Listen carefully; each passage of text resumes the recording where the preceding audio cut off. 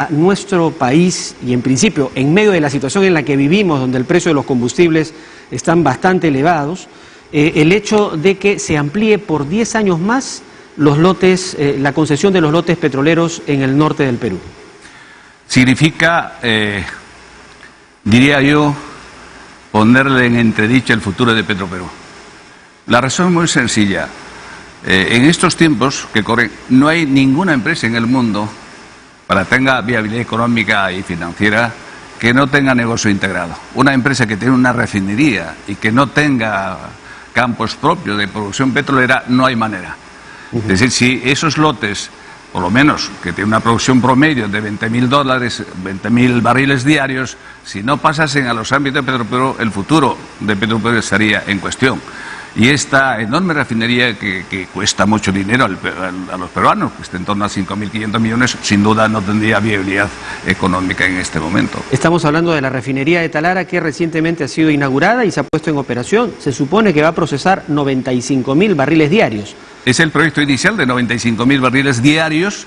Repito, eso no tendría futuro si es que Petroperú no se integra verticalmente. Por eso creo que sería una magnífica decisión si se trasladase esos 6 lotes que están próximos a vencerse a los ámbitos de Petroperú. De lo contrario, estoy absolutamente seguro que Petroperú no tendría futuro. ¿Cuánto cuesta extraer un barril de petróleo en estos lotes en el norte del Perú?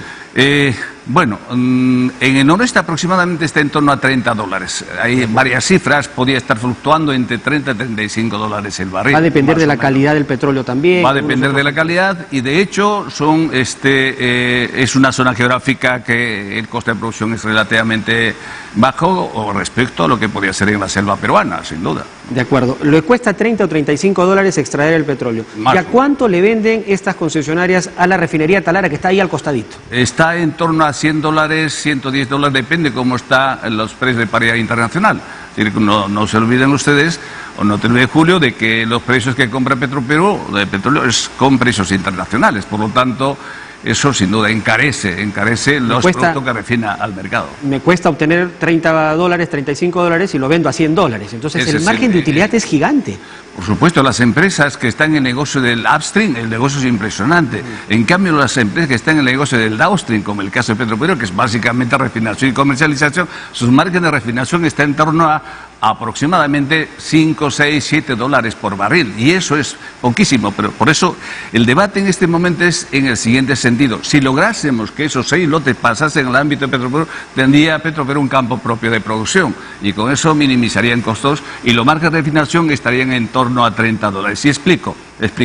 La estructura de costo de producción de un barril de petróleo en el norte peruano más o menos podría estar en torno, si se comprasen petróleo a empresas privadas, en torno a más o menos 70% del 100%, y el 30% solo sería básicamente mano de obra y los costos indirectos de producción. Si los lotes pasasen al ámbito de Petroperú, la figura se cambia, es decir, la estructura de costes sería diferente. La materia prima, en este caso el crudo que refina Petroperú, estaría en torno a 30% y el 70% sería mano de obra y costos indirectos de producción. Y con eso se reduciría tremendamente el precio de los combustibles que se comercializan en el mercado peruano. Es que a eso quería llegar, ¿no? Porque la comercialización, la refinación y comercialización deja márgenes muy pequeños respecto del costo que cuesta producir o extraer petróleo de nuestras costas o de nuestro mar o de nuestra selva. Eso es. Es decir, si estos lotes pasaran, cuando se venza el contrato de concesión, a manos de Petroperú, para que Petroperú pueda explotar nuevamente, porque ya lo ha hecho, no es que no pueda hacerlo, ya lo hizo hace mucho tiempo y tiene todas las condiciones para seguir haciéndolo, entonces ¿podría tener un impacto directo en bajar los precios de los combustibles? Uno de los factores importantes sería eso. Porque si los márgenes de refinación son importantes, porque es un indicador de rentabilidad del negocio, eso tendría un reflejo inmediato en el precio de los combustibles en el mercado. Y eso es perfectamente demostrable. Y por lo tanto, si lográramos que pasasen esos lotes, repito, al ámbito de Petroperú, tendríamos gasolinas, GLP, diésel mucho más barato en nuestro país. Ahora, otra de las propuestas que se han venido conversando, y es más, ahora va a estar con nosotros el ministro de Agricultura también, se ha hecho un anuncio de implementar una planta petroquímica para producción de urea, que es lo que tanto se necesita en estos momentos. Petroperú tenía una planta. Tenía antiguamente, pero que lamentablemente también en los años 90 se cerraron y eso prácticamente no existe, ¿no? Volver a ello sería interesante. Ahí están los fosfatos de Bayobar, que es un proyecto que se está, creo, trabajando y podría ser una enorme ayuda para la agricultura peruana. Yo creo que es importante no perder de vista. En este momento, un saco de urea en el Perú está en torno a 150, 200 soles. Hace poco estuvo en 70 soles más o menos. ¿Y esto a qué se debe? Pues básicamente importamos la urea. Y el conflicto entre Rusia y Ucrania, ¿no? Exactamente. Rusia es el principal productor de fertilizantes en el mundo, por lo tanto se tiene un impacto directo en la agricultura del mundo entero y a nosotros nos afecta mucho más. Entonces tenemos que si tuviéramos esta planta funcionando, podríamos bajar también el precio de la urea para nuestros agricultores. Sin duda, sin duda. Si bajamos el precio del combustible, la comercialización de estos productos que producimos en el Perú podrían ser más baratos para llegar a las familias. Así. Y digo esto porque entiendo que hay un riesgo de seguridad alimentaria como consecuencia de la guerra. ¿Estas dos medidas son sensatas? ¿Serían en realidad un gran aporte, un gran alivio para la situación que no solo se vive en el Perú, en realidad todos los países del mundo están afectados por esta guerra entre Ucrania y Rusia?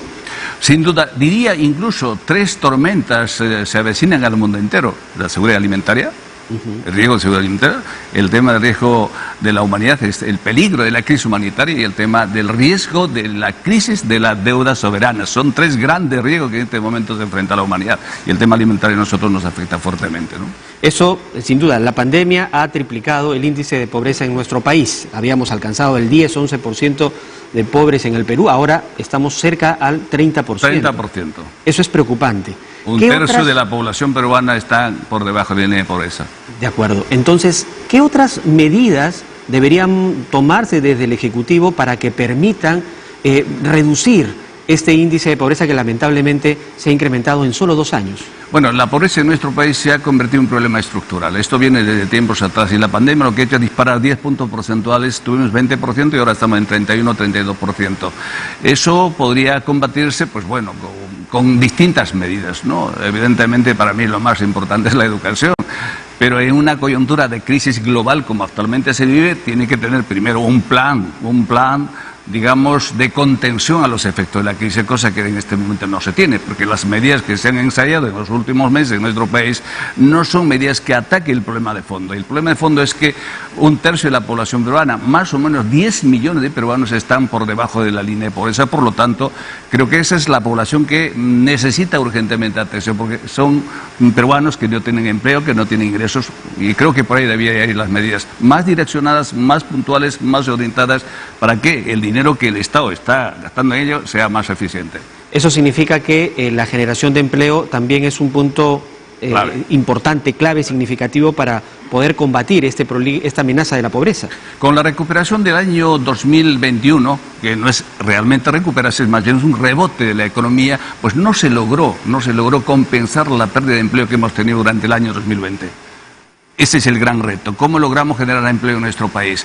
Pero volviendo, Julio, si me permites, al tema inicial de los 6 lotes que el Congreso quiere transferir, o mejor dicho, quiere ampliar plazos de producción 10 años más, yo quiero hacer un apunte puntual, si me permites. Sí, claro que sí. Hay 2 leyes que se aprobaron en el año 2006 y el año 2016, si mal no recuerdo, en la que se plantea la necesidad de fortalecer Petroperú. Hay una ley, concretamente, y hay otra ley que declara la refinería de Talara como de necesidad y de interés nacional. Son 2 leyes que aprobó por el Congreso peruano.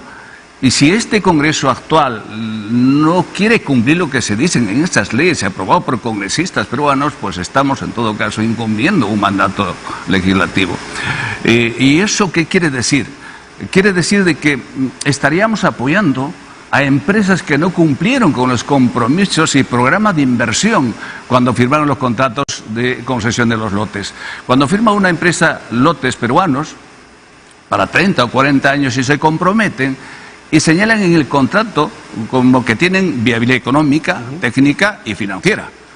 Y si ustedes ven, y si nos vemos las cifras que publica Perupetro, nos damos cuenta que las empresas que están actualmente explotando los lotes petroleros no han hecho nada de inversión. Entonces hay justificadas razones para decir, ustedes no cumplieron con los compromisos pactados, por lo tanto, estos lotes debiera pasar a Petroperú. Tenemos un cuadro, podemos mostrar ahí un cuadro que efectivamente muestra cuál es el nivel de producción de barriles diarios. Respecto de estos 3 ámbitos, ¿lo podemos mostrar, por favor? Aquí tenemos este cuadro que muestra, si retiramos el banner un ratito, Dice la producción fiscalizada de petróleo del periodo 2010-2021 y vemos que en el 2010, por ejemplo, en el noreste, habían 26.000 barriles diarios, o bueno, en realidad la producción era de 72.700 barriles diarios, y al 2021 prácticamente la mitad, 38.400. ¿A esto te refieres? Exactamente, exactamente. Esto es una evidencia objetiva, cifras de Perupetro, que nos señalan de que las empresas no han cumplido con los compromisos han dejado de asumidos. Han ido declinando continuamente la producción porque no se ha hecho inversiones de exploración y búsqueda de nuevos pozos, nuevos yacimientos. Entonces, ¿quién tiene la culpa de esto? ¿Por qué no se cumplieron los compromisos? Pues obviamente Perupetro, que es la empresa encargada de supervisar y controlar y de promover las inversiones en el sector de nuestro país, que no lo hizo su trabajo claramente, ahora, porque eso está demostrado allí. De acuerdo. Ahora, lo que vamos a mostrar a continuación en el siguiente cuadro, por favor, tiene que ver con las fechas o plazos de vencimiento de estos lotes petroleros que supuestamente, si es que se aprobara esta iniciativa de la Comisión de Energía y Minas del Congreso, se ampliarían 10 años. ¿Es así? Efectivamente. Hay algunos que vencen el próximo año, otros el año 2028, y si ampliamos esto pasaría 10 años más, y mientras tanto, en las condiciones actuales estos pozos, pues seguramente cada vez serán más pobres, y no tendría mucho sentido aquí a 10 años seguir pensando de que esos traspasen a Petropero. Insisto, de que no hay manera de garantizar la viabilidad económica de la nueva refinería si por lo menos no se empieza transfiriendo estos lotes al ámbito de Petroperú.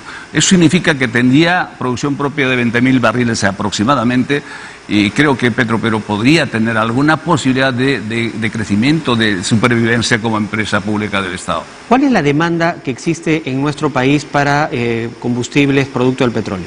Actualmente la demanda de crudos, estiman, hay varias cifras, se dice que necesitamos diariamente 250.000 barriles, de los cuales producimos más o menos 38 a 40.000 barriles localmente, y esto ha caído en el mes de marzo porque esta empresa Petrotal está en una especie de suspensión de contrato por problemas sociales, y estamos produciendo más o menos 20.000 barriles ahora mismo, a marzo del año 2022. El 15% de lo que necesita o el 10% de lo que necesita el país. Exactamente, la diferencia tenemos que importar. Y eso es una tremenda sangría de divisas para el país.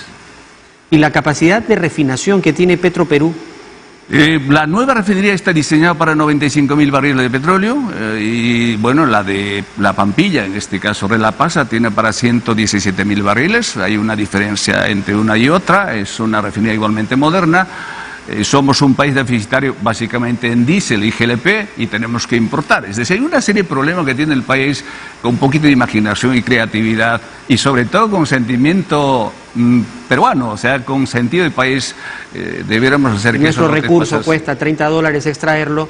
Tenemos una refinería muy moderna que acaba de ponerse en marcha. ¿Por qué no a ese precio pasa la refinería?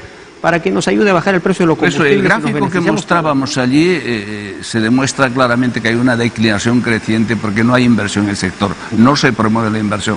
¿Y cómo podíamos lograr que haya más inversión? Pues evidentemente primero controlando Petroperú, que haga su Perupetro, que haga su trabajo de controlar y fiscalizar los compromisos de inversión asumidos por las empresas petroleras. Por otro lado, hay un gran debate en este momento, Julio, acerca de las famosas regalías.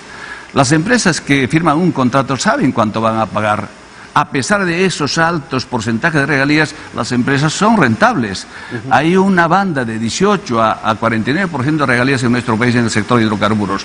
Si una empresa acepta pagar una regalía del 50% o 45%, significa que el negocio es rentable. Nadie firma un contrato si eso no es rentable. Por lo tanto, ese debate de si conviene o no conviene bajar el porcentaje de regalía no tiene mucho sentido. Lo que importa es cómo hacemos que nuestro país haya estabilidad jurídica, estabilidad económica, estabilidad política, estabilidad social. Eso garantiza que haya más inversiones en el Perú. Una pregunta final que tiene que ver con Petroperú. En algún momento el presidente del Consejo de Ministros, el doctor Aníbal Torres, señaló que es muy importante que Petroperú tuviera grifos propios para poder garantizar que cuando se baje el precio, o existan por lo menos precios justos en el mercado. ¿Es eso factible? ¿Petroperú tiene condiciones para poder manejar puntos de venta directo al consumidor? Necesitamos voluntad política. Solo tiene un grifo en Iquitos. Petroperú tiene un único grifo, a pesar de que el grueso de grifos que hay en el país llevan la bandera de Petroperú, sin embargo ninguna es de Petroperú, por supuesto. Necesita bocas de salida. Si tuviéramos una cadena de grifos de Petroperú, propio de Petroperú, evidentemente los precios que vemos actualmente no serían ellos, porque el grueso de incremento del precio de los combustibles están fundamentalmente en los grifos. Eso es un viejo sueño.